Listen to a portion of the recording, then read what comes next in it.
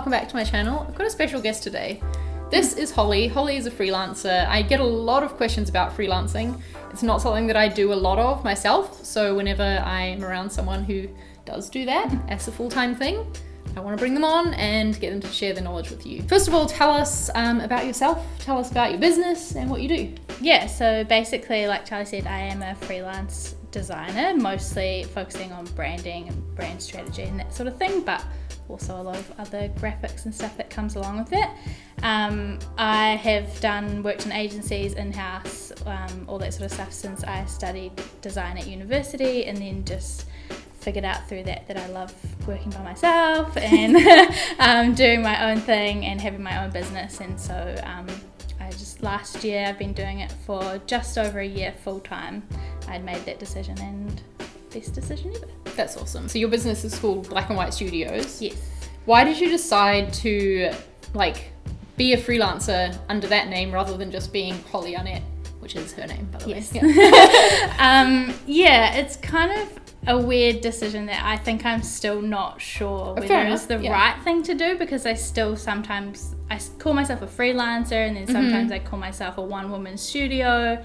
Sometimes I'm a business owner or whatever. But I'd made the decision, I guess, so that I could build a brand that was bigger than me, I suppose. Yeah. And so if in the future I want to expand into, I don't know, courses or other offerings, or I want to hire other people or whatever, then it's not tied to my name. A question people often ask me about freelance, and that I'm sure you get asked as well, is how do you find clients? Or how do clients find you is something I would like to know.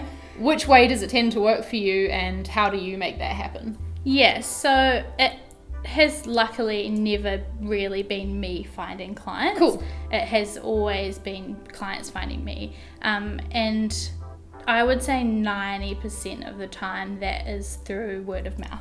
Right. So there's people like you who I've met, worked with, hopefully enjoyed working with me and my work that I do, and then tell other people. And also I've been freelancing since high school, random bits and bobs, and so people just know that that's what I do, and I've made a lot of connections through networking and going to events and running events and all those sorts of things. Just I meet people, they get to know what I do, they work with me, they tell other people, or they come back and work with me again.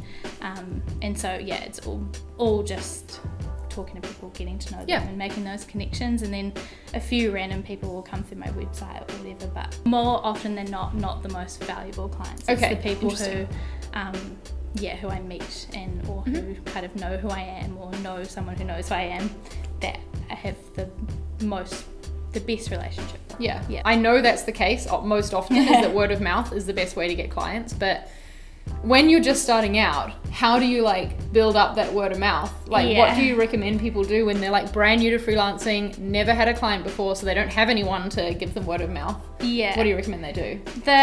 The best thing that I found is owning that that's what you do. So tell people that that's what you're doing. Put it on your social media bio, or if you meet someone that asks what you do, say I'm a freelance designer or I'm a freelance whatever.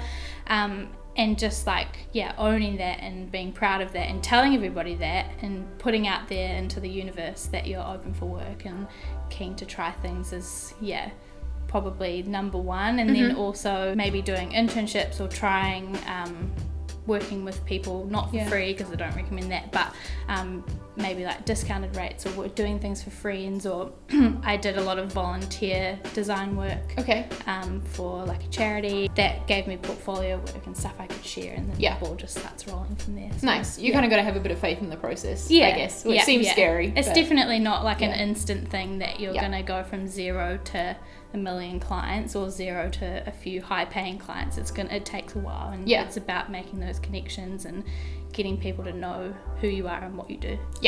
So obviously it's really important to give your clients a good experience, so that they want to refer you, so that they want to come back and work with you again. We've talked a bit off camera about how you work with clients, and I think it's a really great approach. I'd love for you to share how you bring clients on board and how you make that a great process for them.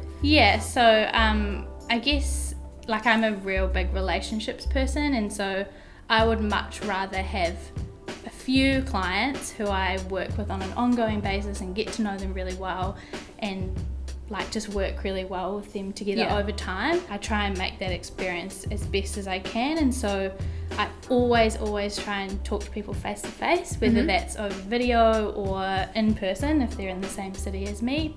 More often than not, they're not.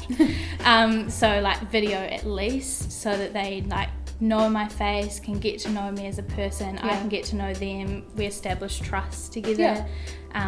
And my whole why or mission or vision or whatever you want to call it is visualizing visions. And so I'm so passionate about working with people who are passionate about something and want to see that come to life, but maybe they're struggling with visualizing that or making it into something tangible, and they have this amazing idea and I want to help them to visualize that vision. And so I just love doing that. I love my job, so I try and I have a great time working with these people, and so I think that they can see that as well.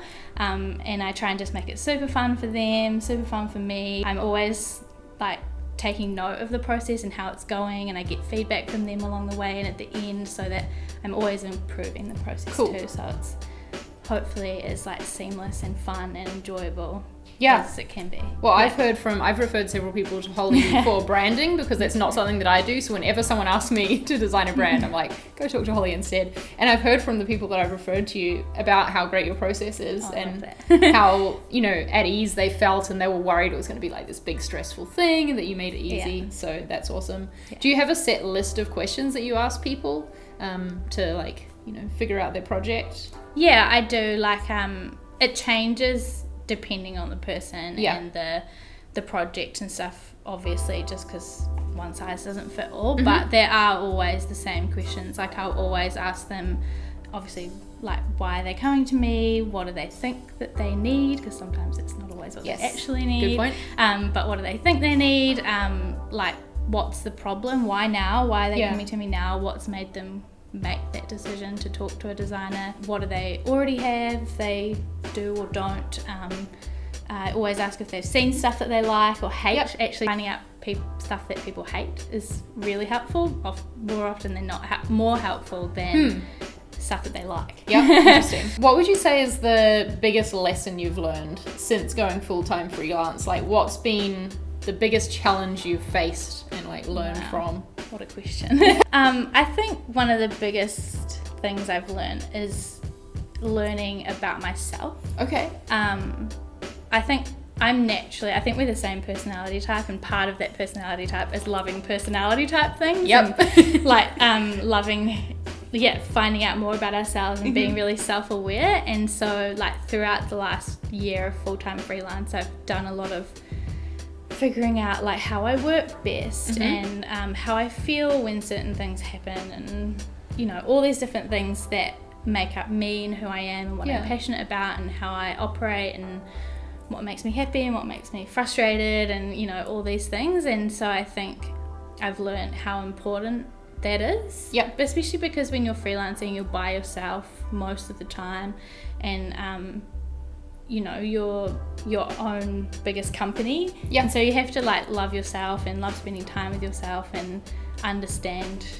how you work. And so I think that's been a massive lesson. I love that. That's like any freelancer I've talked to, they've never answered that in relation to that question. They've always said something like pricing or like practical things. That's amazing. I think you're right that when you're working by yourself, I find this as a remote worker too, you have to enjoy your own company and you have to enjoy your workflow and figure all that out. So that's cool. Do you have, to end the video, a piece of advice for a budding freelancer out there? Like what's something that you recommend they do? We already talked about how to find clients and all that, but is there anything else that you would recommend for them? I've had a few people ask me this because I do a bit of like tutoring and stuff at university, and so I work with a few students and people who are thinking of freelancing. And I think the reason that I knew that I wanted to freelance and that it was the right thing for me to do and that I could smash it out and be awesome at it is that I had tried freelancing already before I went like full time, and also I'd tried a bunch of other ways of working. So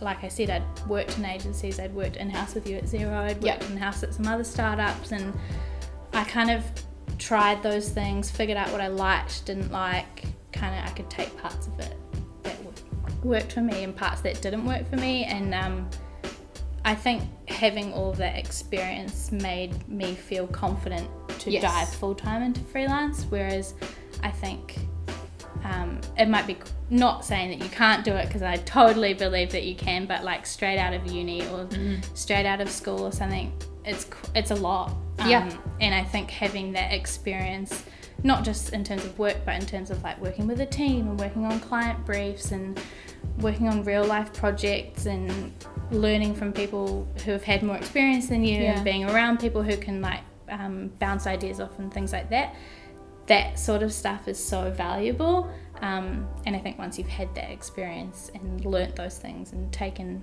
parts that you love and don't love, then you'll feel confident in freelancing full time. Yeah, I love that. Yeah, but if you're passionate about it and you want to do it, I'm freelancing's biggest advocate. So Awesome. yeah, I totally am. I believe in you, and yeah, I'm so for it. Cool. Okay. Yeah. Well, there we go. If you're wanting to freelance, Hollie says do it. So go ahead and do it. Thank you so much, Hollie, for That's sharing all your good. insights. I hope that you watching could see just how much of a people person Hollie is and how much that helps with your clients, and helping them want to be returning clients and referring clients as well. Yeah, funnily enough, as the biggest introvert ever. Yeah, ironic. Yeah. All right, well, if you want to find Hollie's work, follow her on social media. She's a great follow on Twitter, I will say that. All her links will be down below in the description, so check them out. And if you are someone who needs branding done, then maybe you could contact her and see her process in action. There we go. All right, thank you for watching, everyone. Give this video a thumbs up if you enjoyed it, and I'll see you in the next one.